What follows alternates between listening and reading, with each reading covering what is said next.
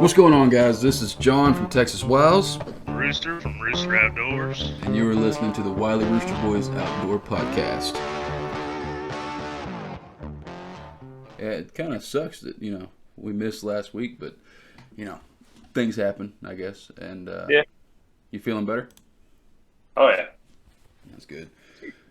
You get a shot in the Yeah. butt? What's that? You go get a shot in the butt? I never did. Just I was gonna do it that day, and Hmm. then after I slept until about noon, dude, I felt great. So I wasn't gonna go waste some money on it. The pills were finally starting to work. So That's good.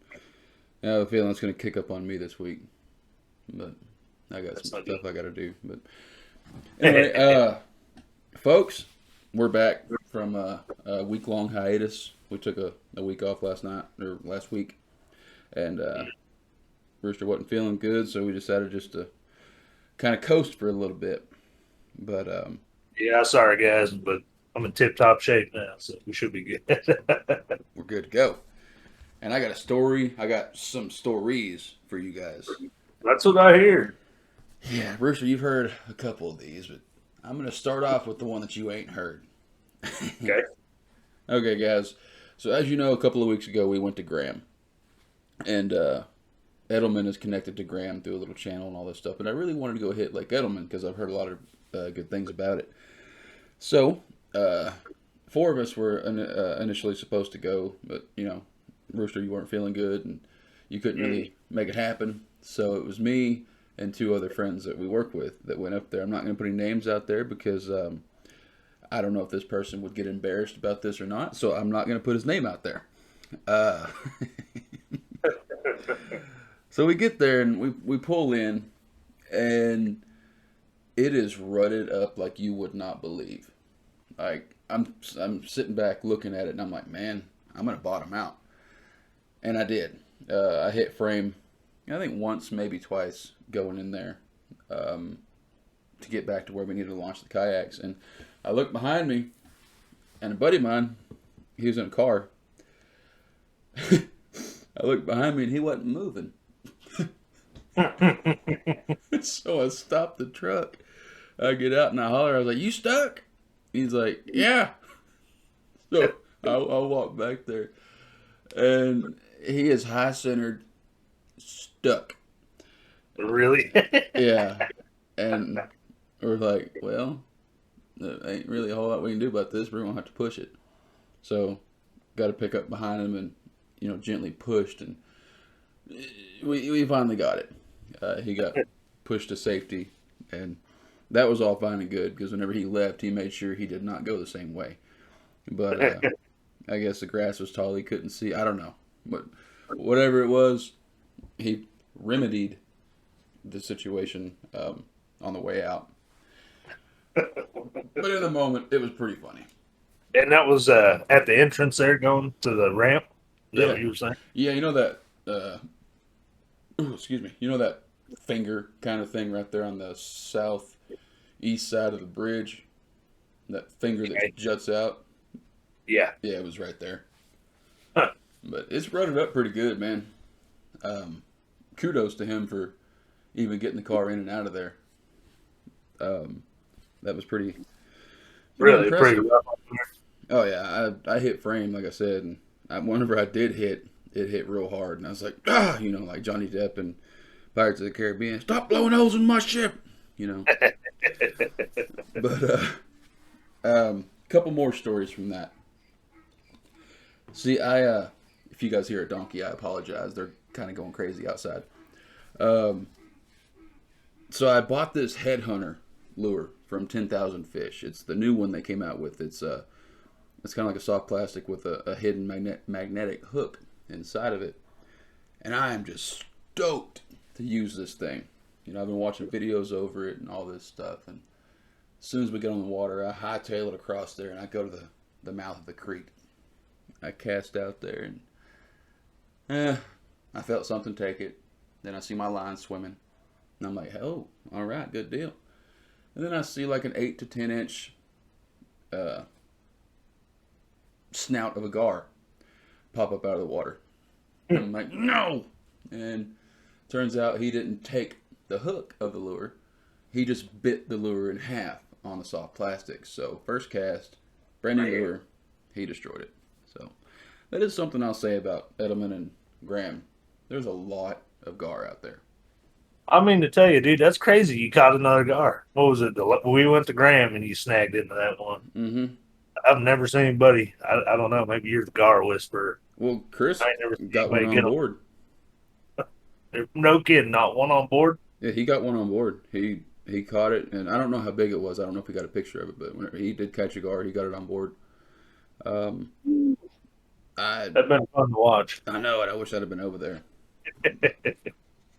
But so after that, I was a little bit defeated. My brand new lure. I was kind of sad.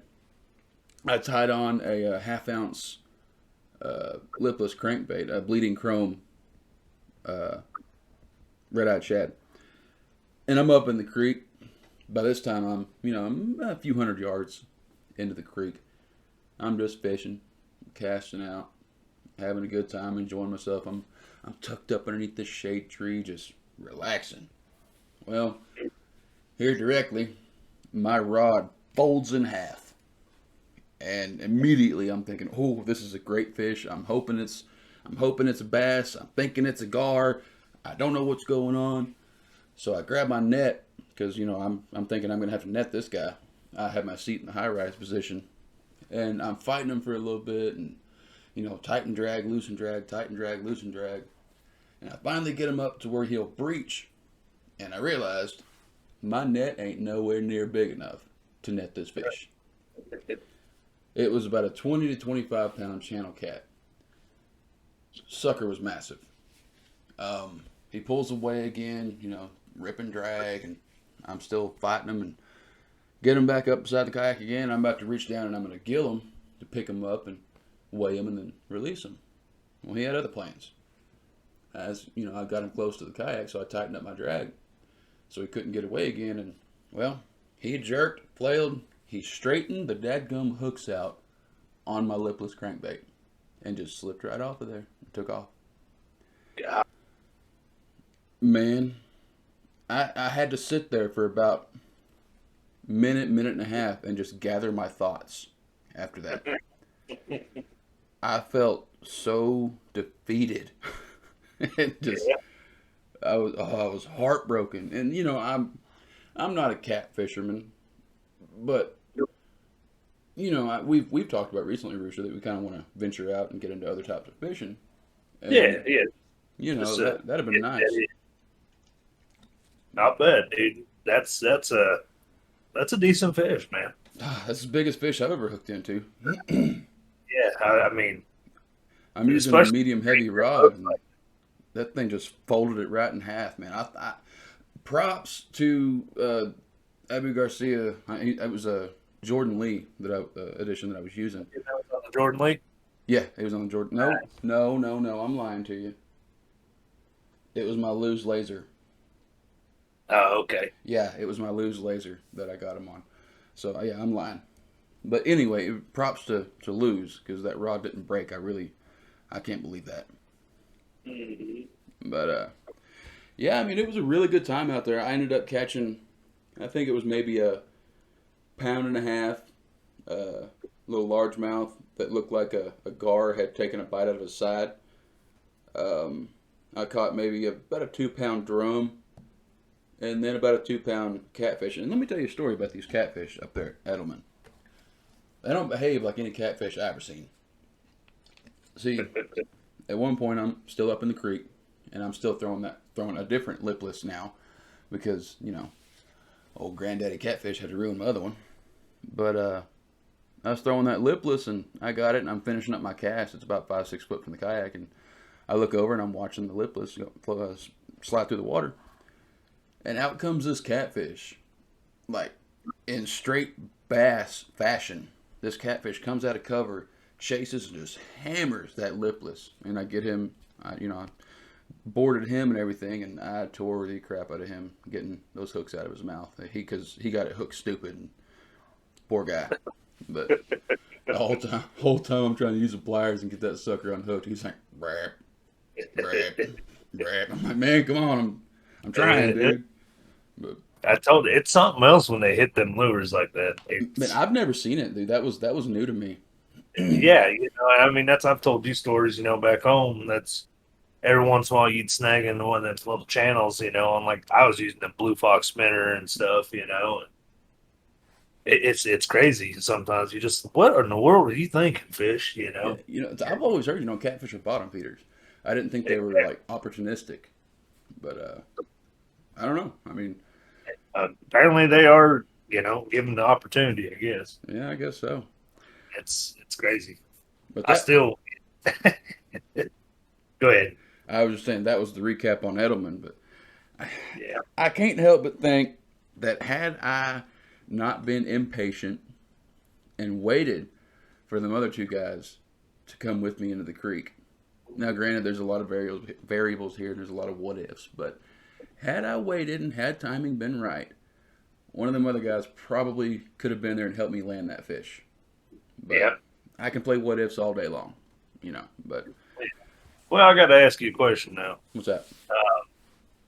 So these two guys you brought with you, one of them we know has a little bit of the kayak experience, but Mm-hmm.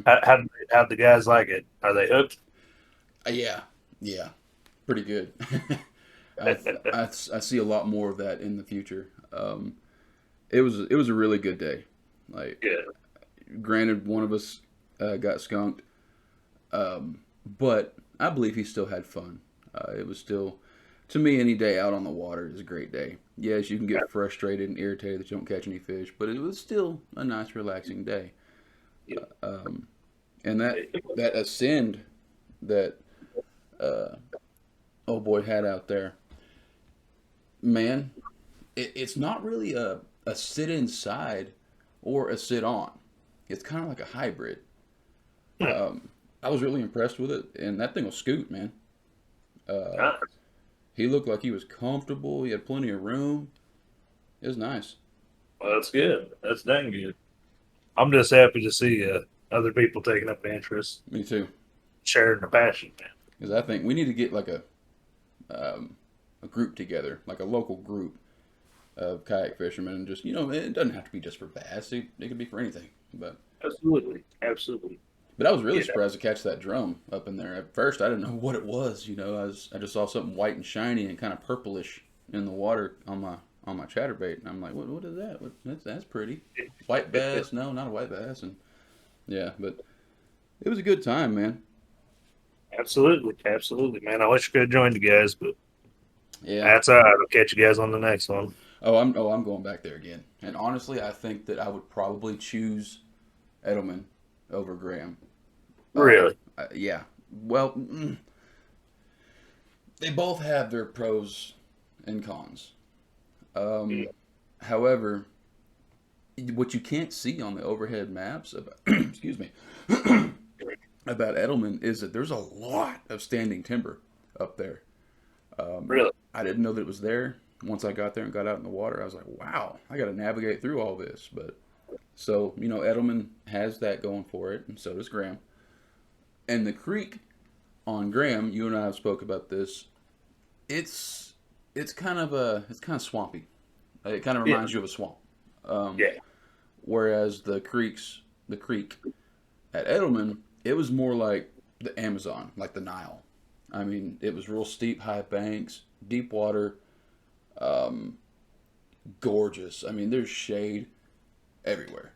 There's overhangs everywhere. Just, it's absolutely gorgeous up in there. And for those of you on my social media, whether it be on Texas Wilds on Instagram or the Facebook page, I did put up a few pictures of the fish that I caught and just scenery pictures if you want to check that out. It was gorgeous out there, and I cannot wait to go back. Absolutely, man. That's good enough. What would you say the paddle time was from the ramp up to the creek? Was it about the same as Graham, or a little bit further, a little bit less? It was less. I would say it probably took me, had I not went the wrong way twice, it probably would have been about 15 to 20 minutes. Well, it ain't bad. If that, to the mouth of that creek. So, I mean, as long as you can get your vehicle back there to the launch point, you're golden, man. Because I found out yesterday evening that turns out boats can't get in there. Really? Yeah, that side of the lake. Um, Apparently, there's like a concrete barrier type thing, like a foot under the water between those two sides, and you can't cross it with a boat. So Huh. that's good to know. No motor I was up gonna there. say that's a nice little tidbit of information there. Mm-hmm. That's kind of what we talked about with Graham. It was so nice getting up in them creeks because we were going places where there was no boat up in. Yeah, and I don't want to say that I would choose one over the other between the two because both of them are absolutely gorgeous and both of them had things going for them. But I like them both. But I'd like to hit up Edelman again just because now I have a vendetta against a certain catfish that I got to catch. Absolutely. No, I can't wait to go try it out next time. But anyhow, guys, I guess we probably better take a break real quick. All right, be right back. And we're back.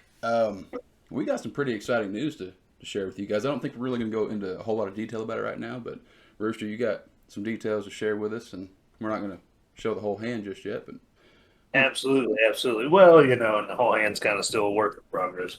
mm-hmm. Next week, you guys are definitely going to want to tune in. A buddy of mine, Frankie, he's a fisherman from up there in Nebraska. He does a little bit of everything. I mean, he's a Twitch streamer, has his own YouTube. His YouTube is Juan Fish at a Time, like Juan Juan Fish at a Time.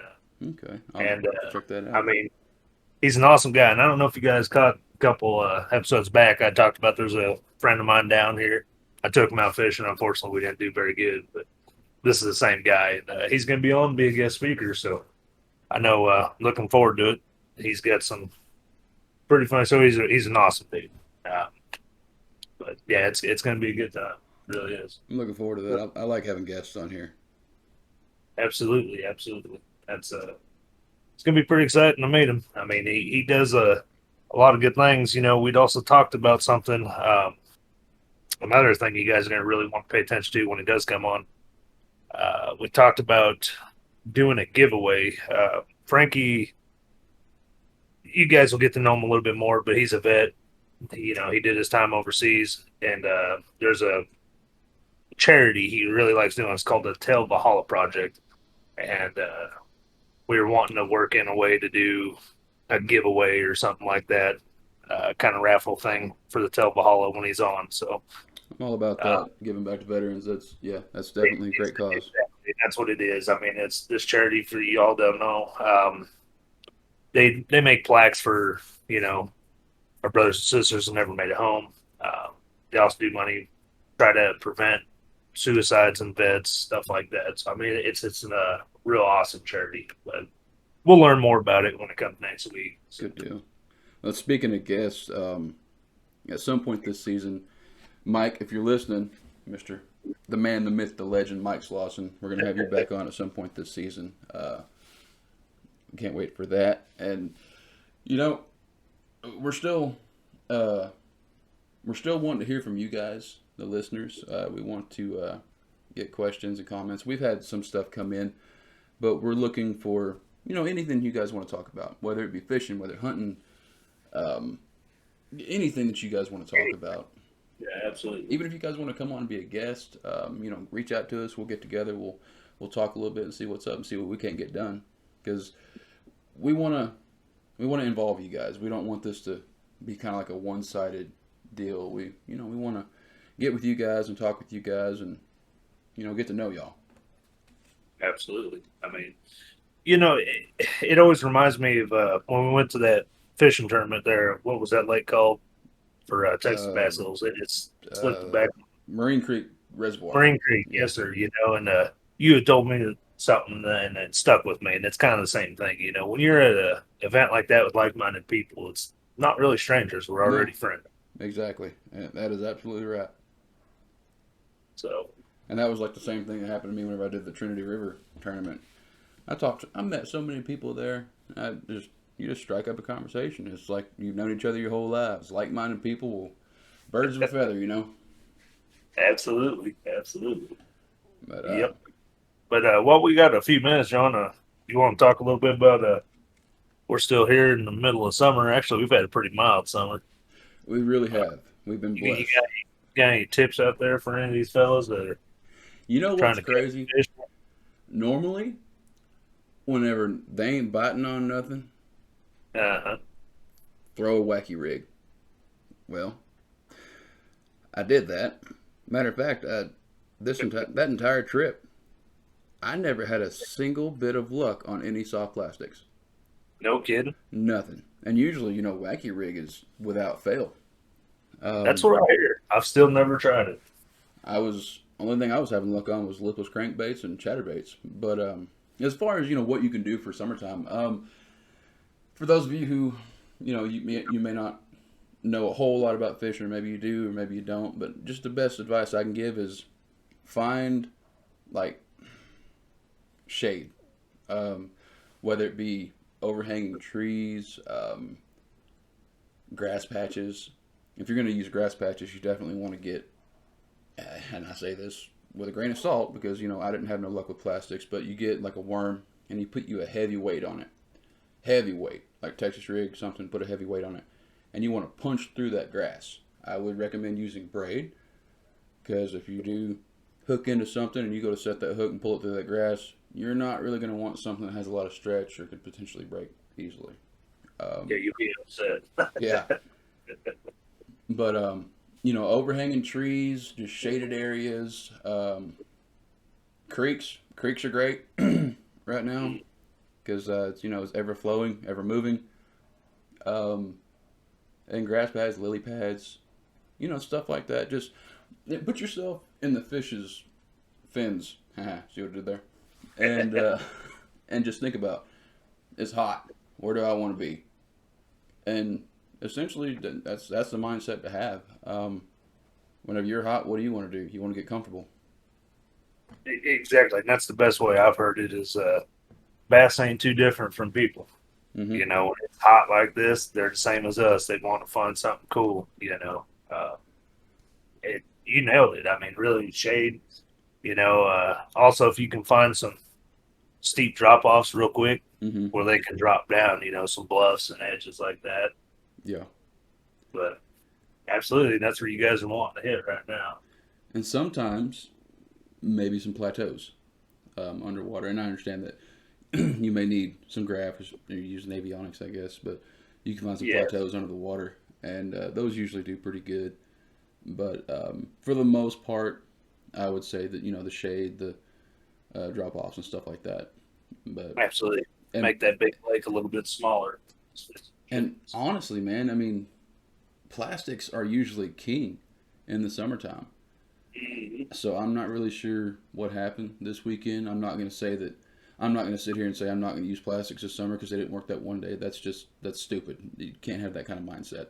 Right, right. So I mean, I love plastics. I'd say probably 90% of my tackle is plastics.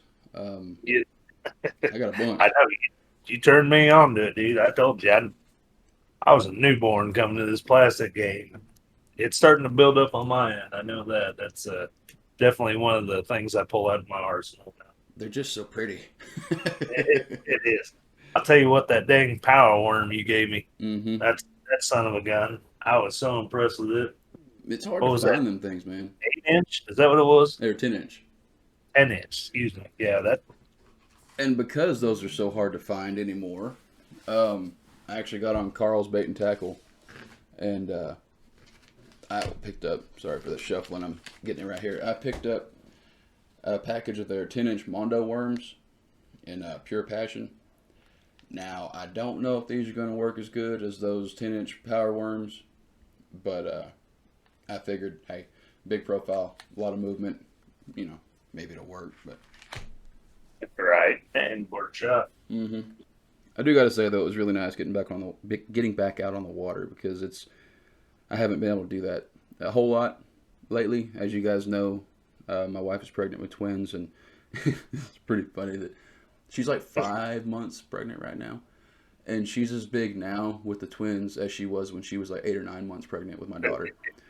And it's funny. I always call her Waddles because she waddles around everywhere. It's greatness. But I cannot wait for them boys to get here, man. I bet, man. That's the thing. I'm happy for you guys. I really am. It sounded like it was pretty rocky start to the weekend.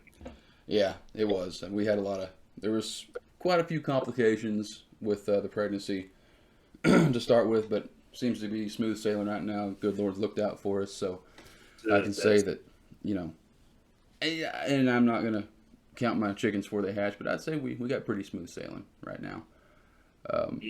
Till they get here, and I got 2 screaming babies all the time. But I wouldn't trade it for the world. No, I don't blame you. How far out is she now? About 5 months, about 5.5. Okay. So they're saying December 11th is the due date, but it's probably going to be between, Halloween and Thanksgiving because, Lily, she was 3 weeks early, and she's, she was a single. These are twins. Twins are always early. But so we got a pregnancy pot coming up at the work, so what you're saying. I think so. Although I think this time maybe I should get the money. Yeah, there you go. That's it. I'll give you a Bass Pro gift card. Hey, that's fine. That is fine because I will use it and a lot more whenever I go. But I'm not allowed in that store no more. I spend too much money. Isn't it funny how that works? It is, isn't it? I want to fish that tank. I wonder how difficult it'd be to get away with that. Uh-huh. I saw a video the other day. This dude jumped in there. There was a different one other than that dude that busted his head whenever he got out. This dude jumped from like the 2nd story into the. I've seen that one. Yeah, idiot. He traded. He like swim trunks and all. He just. Yeah. Is that the one you're talking about? Yeah. That's crazy. Now, why would you be willing to get banned from Bass Pro, man? Come on. I don't know. I really don't know. I know it's all crossing minds, but we all have enough common sense not to do it. Yeah, common sense ain't so common no more, I guess. Maybe not jump in, but I'm sure every one of us has gone by like, I'd like to throw a lure in there real quick. Mm-hmm. One of these days. They should do like a raffle. Right. You pay $20 and, every 6 months they'll pick a winner to get the fish out of that tank. And that wouldn't even be challenging, but still it'd be cool. It'd be neat. This would be some decent fish. Well, I do know they do youth fishing like on their outdoors. They usually got them little ponds, Oh yeah? I didn't know that. Yeah, every once in a while. I know back home in Sydney they do it. They had a pond out there. You could also test little boats and stuff, but oh, that's cool. Like once or twice a year they'd have it to where it was just for youth, but they'd let them come out and fish it. I like that. That's pretty cool. Yeah, absolutely. Get that younger generation to do it. So that's what we need to do. We need to get as many people into fishing as we can because, you introduce your children to fishing, they won't have money for drugs. So. Absolutely. I think that one's going to wrap us up, folks. We're going to get out of here and we'll have some more stuff to bring to you next week. Absolutely. Possibly a guest. Yes, sir. And that's the thing. You guys need to stay tuned. Like I said, we're going to have that giveaway. Got to figure out little finer points on it yet. We'll talk about it probably next week. Yeah, we can do that. Figure out how we're going to do it. And, as always, check out Rooster Outdoors and Texas Wilds. And we will leave our contact email in the description of this episode. So you guys want to reach out to us, feel free. So yes, sir. Till next time, guys. God bless. We'll see you. Have a good one.